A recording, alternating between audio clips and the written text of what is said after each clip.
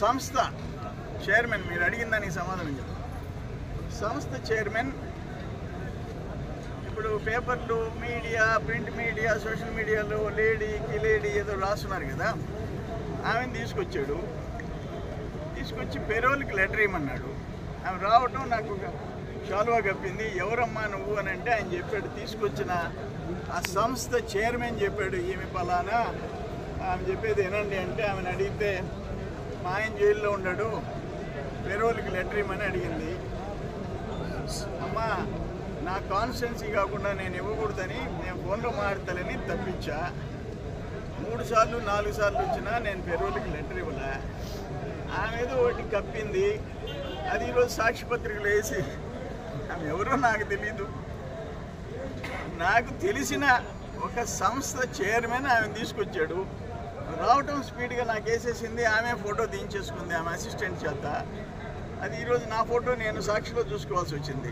మామూలు సాక్షి వాళ్ళు మా మొఖాలు వేయరు కదా, ఇటువంటిప్పుడు వేస్తారు. సాక్షి మెయిన్ పేపర్లో నా ఫేస్ చూపించాడు. థ్యాంక్స్ టు సాక్షి.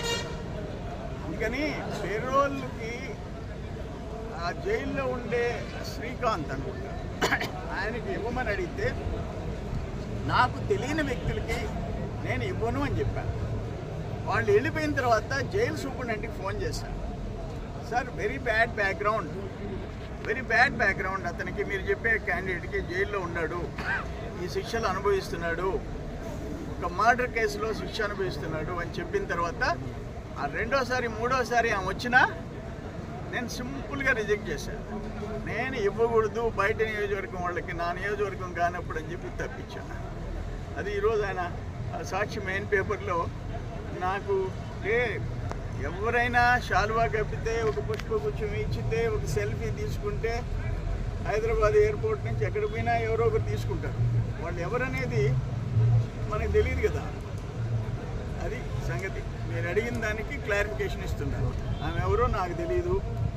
ఆ లోపల అయినా అంత మంచివాడు కాదని చెప్పి జైలు సూపరింటెండెంట్ చెప్పాడు. నేను పెరోల్కి లెటర్ ఇవ్వాలి.